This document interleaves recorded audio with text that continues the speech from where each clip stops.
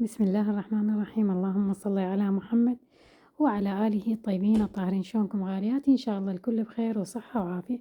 اليوم روتين كامل من الأكل الصحي. هنا مثل ما شفتوا ضفت ملعقة من زيت الزيتون وخليت هاي قطعتين من التوست. هاي الحركة انتو حرين بيها. بس هي كلش طيبة. راح أحمص يعني أقسمهن تقريبا تمام قطعتين التوست، وإذا حابين تخلون أكثر، بس هي بهاي الطريقة اللي راح أبينها لكم كلش مشبعة.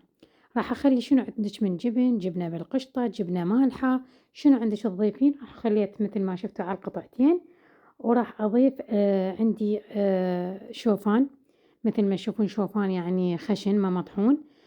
هاي الإضافات هم انتو حرين بيها، بس كلش تشبع. وخليت حبة سودا بنات، وخليت الزعتر. تمام، تريدين ما تخلين حبة السودا وتخلين مثلًا غير شي براحتك، غير إضافات هم براحتك، ما أقول لِك إيش قد طيبة ومشبعة. اجينا الخطوة الثانية هنانا سلطة الفواكه.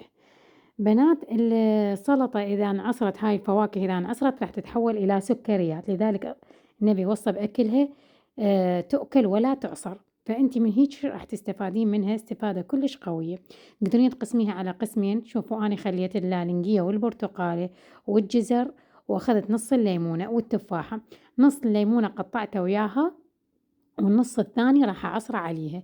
هاي لو تبقى شقد ما تبقى ما طول عليها الليمون ما راح يتغير لونها، وراح تبقى محافظة على طعمها.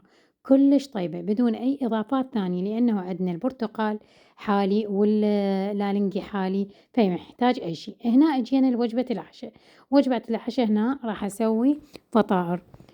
خليت 3 قلاصات من الطحين، وخليت عليها ملعقة من الخمرة، وخليت عليها ملعقة صغيرة من الملح، وظرف سكر ستيفيا. هاي الطريقة مالت العجن كلش حلوة وتخدمج بكل شي. خليت هنا ملعقتين من الحليب الباودر، وضفت مي. طبعًا العجينة تحب طراوة، فضفت لها مي تقريبًا خلينا نقول قلاص ونص. وهنا أني طبعًا متعلمة عليه بدون ما أحسب له. وهنا ما يعادل 3 ملاعق من زيت الزيتون، وراح أتركها ترتاح حتى تسهل علي عملية العجن. شوفوا شلون مرتاحة وحتى مختمرة. رجعت عجنتها بكل بساطة وبسرعة، صارت كلش حلوة مثل ما تشوفون. ورجعت مرة ثانية تركتها تختمر. هنا ورا ما اختمرت ومثل ما تشوفون حجمها تضاعف، دهنت القالب. عندي حشوة أني مجهزتها للسمبوسة، فما تبقى عندي من عندها هذا اللي هو دجاج وفلفل وبارد وبصل وبتيتة. شنو عندِك من حشوة تحبين تضيفيها ضيفيها. طبعًا فتحت قطعة من العجينة على إيدي، ورجعت ألمها وأخلي المنطقة اللي لميتها أسفل القالب. رجعت القالب الثاني فتحت هاي الكمية اللي ما تبقت عندي، وإيش راح أسويها للريوق هذا إن شاء الله. أي قطعة من الجبن، أي جبنة عندِك، أي نوع جبنة تفضلين، قسمها شرائح. وخليت هنا الزعتر عليها بعد ما فرشتها مثل ما شفتوا. طبعًا نسيت أني أبططها بالشوكة بعد ما فرشتها، وخليت المكونات بططتها بالشوكة حتى ما تنفخ زيادة. تمام. وهنا أرجع مرة ثانية أخليهن يرتاحن من 10 ربع ساعة، شوف حسب شلون ما يرتاحن. شوفوا شلون رجعن ما شاء الله انتفخن ونفشن عندي. ما أحكي لكم بين هاي الوجبات بنات اشربوا مي. قبل وجبة الأكل اشربوا بنص ساعة، بعد وجبة الأكل بنص ساعة. بين الوجبات مالت الأكل تشربون المي. وحاولوا من 12 إلى 14 إلى 8 قلاصات من المي. تمام. فطائر تقولكم سمارة كلش حبيتها وعجبتني. شوفوا الهشاشة ما شاء الله، والله العظيم روعة. شوفوا الخفة مالتها كلش راح تفيدكم وتشبعكم، رهيبة. وراح أبين لكم إياها شلون. شوفوا البطن مالتها طبعًا طبقة خفيفة. شوفوا على إيدي لفيتها مثل ما شفتوا. وهنا راح أبين لكم شلون راح آكلها. ما أقولكم يابا والله العظيم أريد ألزم نفسي من يعني الطعم رهيب، كلش طيبة.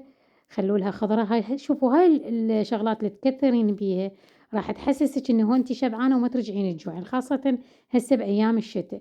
خلي خضرة، خلي طماطة إذا تحبين.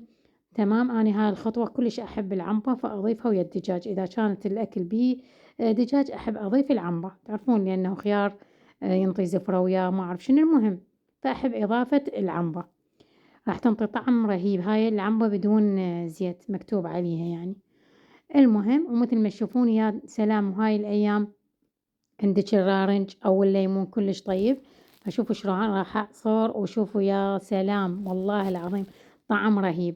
وتقدرين هاي الكمية تحتفظين بيها إذا كنتِ بس أنتِ مسوية رجيم وتستخدمين بس أنتِ يعني طحين الشعير، تاخذين هاي الكمية مثل ما قلنا تقدرين تفرزيها ما أقول لكم، والله دا أحكي ومستمتعة بالطعم.